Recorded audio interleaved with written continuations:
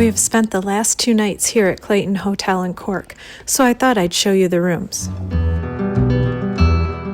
View of the lobby area.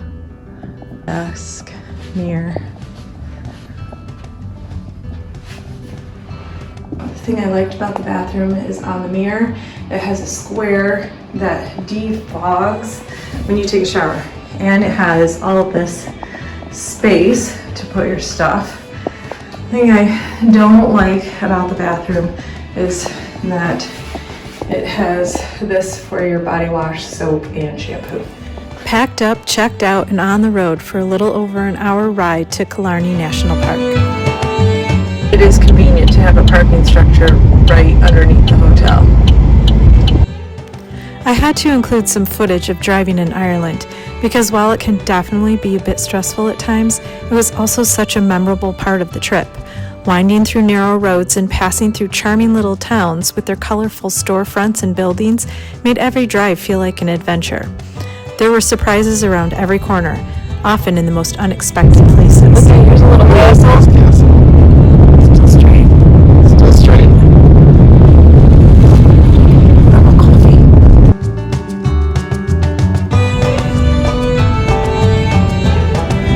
Look at how close all the vegetation is to the road. In the US, this would all be trimmed back or cleared away. But in Ireland, the greenery practically brushes against your car as you pass. You almost don't dare roll down the window for fear a branch might come right inside and poke your eye out. Those school bus drivers knew what they were talking about. Today we are in Killarney National Park and we are at Ross Castle. We'll explore this castle later in the day, but right now this is our meeting place for our excursion.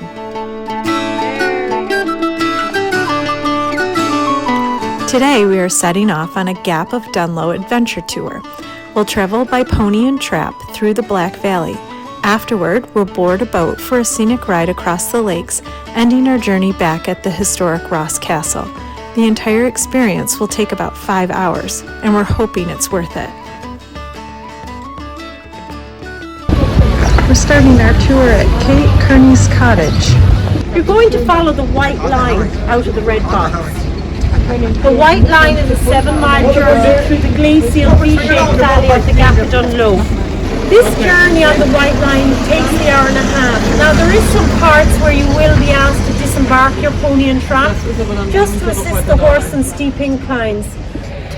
You'll depart Lord Brandon's cottage about 1:15, 1:30. Now you're going to follow the purple line all the way back through our 3 lakes of Killarney back to Ross Castle. This place didn't get electricity until the 1980s. After a quick introduction and an overview of the route, we are each assigned a pony, trap, and driver. Since each trap only fits 4 passengers plus the driver, our group had to split up. Don't expect a smooth or quiet ride, but that's all part of the fun. And Lola too. No way. It's so close to my face.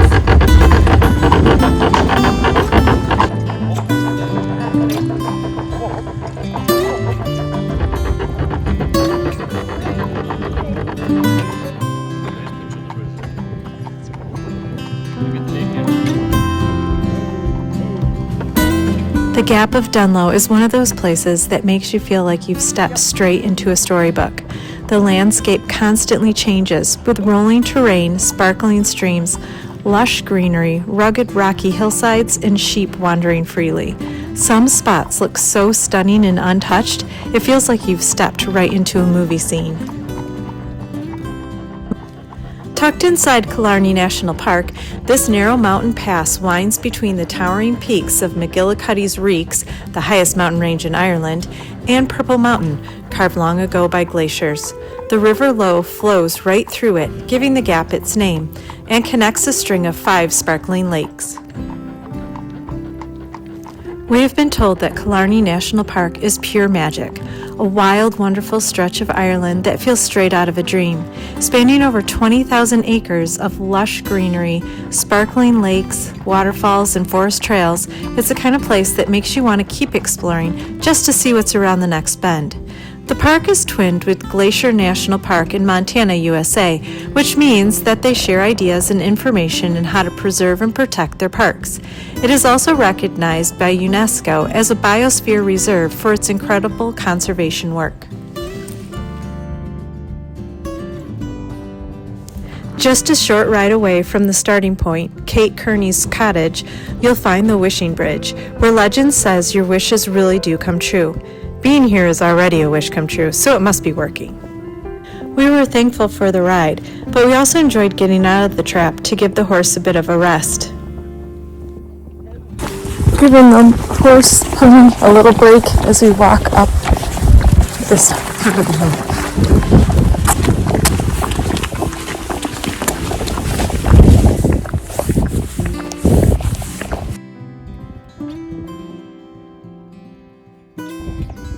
Can't see you, Lola. Perfect. Sylvia. Yay, smile. All of the sheep we saw looked straight out of a rock band with their painted wool. The colorful markings actually serve a practical purpose. Farmers use different colors and patterns to mark ownership, since most sheep roam freely across open hills and fields with no fences in sight.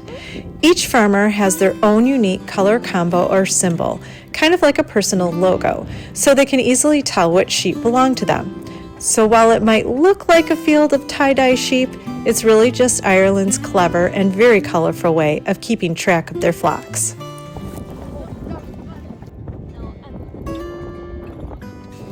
The Gap stretches about 7 miles and is a major highlight along the Ring of Kerry.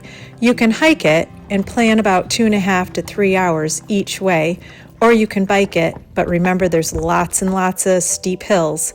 But most people choose to hop in a pony trap for the ride through the valley, and then take a boat back to Ross Castle in Killarney. Whatever you do, don't try to drive it. The road is very narrow and winding, and you will get stuck behind hikers, bikers, and ponies.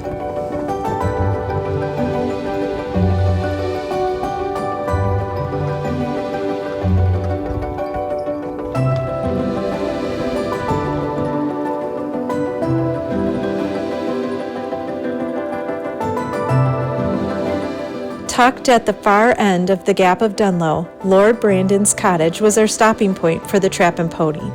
We bid the steeds farewell and went to the cottage.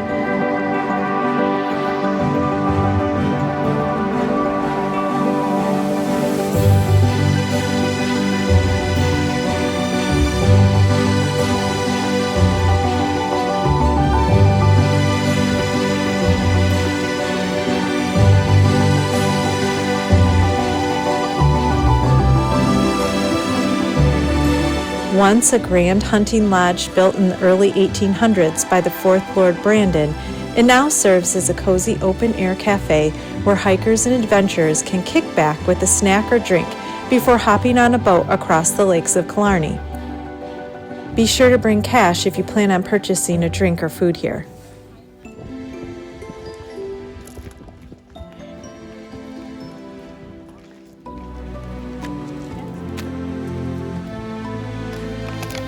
I wanted to see Dad's spoon.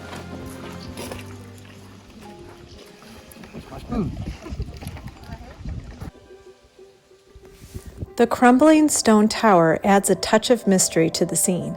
Some say it was used for spotting deer during hunts, while others whisper a far more dramatic story. The story of Lord Brandon's wife is one of those deliciously dramatic Irish tales that blends history, rumor, and legend until the truth gets wonderfully tangled. As the story goes, Lady Brandon was accused of having an affair with a local clergyman. Outraged and humiliated, Lord Brandon allegedly locked his wife away in the small stone tower on the property as punishment. The scandal made its way to the courts and caused quite a stir, leaving the Brandon family's reputation in tatters. The estate fell into neglect not long after, and what remains today, a crumbling tower and a charming lakeside cottage, feels like the perfect backdrop for such a tragic romantic legend. The next part of our adventure took us out onto the water. After strapping on our life jackets, we all piled into one boat, not really knowing what to expect. Our captain, a lively Irishman with a sparkle in his eye and a knack for storytelling, kept us entertained with tall tales and local legends the entire journey. We cruised across 3 lakes of Killarney for about 2 hours, soaking it all in. I went into it, Captain. The name of the ship is the Titan.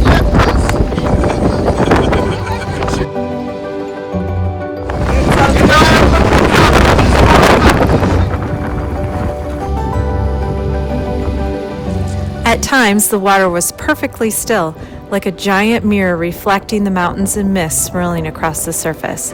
It was absolutely breathtaking. Then, just as quickly, the wind would pick up, sending ripples across the lake and leaving us all shivering. It was a mix of calm beauty and a little bit of adventure, just the way Ireland likes to keep you on your toes. Even with the running commentary and dramatic scenes that surrounded us, the ride did begin to feel a little bit long.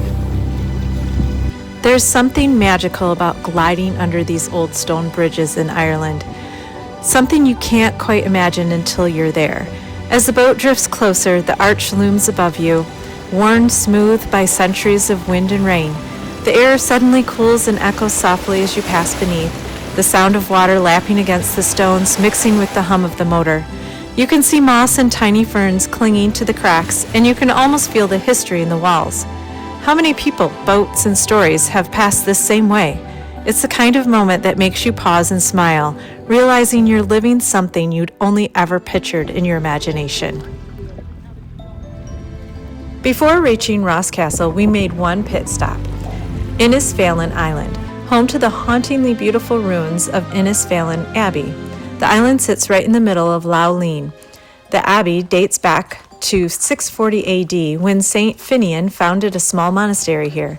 The monks picked this remote island so they could live quietly and reflect, far from the chaos of the mainland, basically the medieval version of off the grid. Wandering among the crumbling stone walls, I try to imagine what life was like for those early monks. But this peaceful little island wasn't always so quiet. Yes, they actually got raided multiple times. In 1180, they were even attacked by the O'Donoghue clan, proving that life as a monk in Ireland wasn't always so quiet. Today, Innisfallen is a place of calm and wonder. Standing among the ruins, surrounded by shimmering water and distant mountains, it's easy to see why this spot inspired both faith and imagination for over 1,000 years. It inspired climbing, exploring, and playing games for our group. Our journey ended in grand style at Ross Castle, one of the most iconic spots in all of Killarney. Rising proudly at the edge of Lough Lean, this 15th century fortress was built by the O'Donoghue clan, who once ruled the region. With its thick stone walls, narrow windows, and commanding view of the water, it's easy to picture armored soldiers keeping watch from the battlements or boats quietly gliding up to the shore centuries ago. But Ross Castle isn't just a beautiful relic. It's bursting with history and legend. There's even a ghostly legend of O'Donoghue himself, said to have vanished into the lake one morning from his window at the top of the castle. Locals believe he still lives beneath the waters of Lough Lean, rising on his white horse every May Day to circle the lake. Those lucky enough to catch a glimpse of him are said to be blessed with good fortune for life. We are now standing in the heart of Killarney. The city is a great jumping-off point to explore the Ring of Kerry. The streets are lined with colorful buildings, each one painted a different cheerful hue. It's small enough to explore easily on foot, which makes wandering around part of the fun. You can stroll from one end of the town to the other in no time, popping into cozy shops, lively cafes, and traditional Irish pubs along the way. I loved shopping here, and this store was one of my absolute favorites. And let's talk about food. Killarney knows how to feed you well. You'll find everything from hearty pub grub, think fish and chips or a proper Irish stew, to trendy bistros serving fresh, locally sourced dishes. Today, we are more focused on the sweet treats, which are abundant and delicious.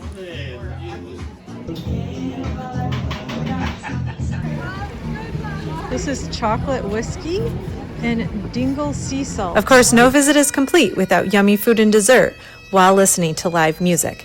Because in Killarney, there's always someone playing music or singing a tune.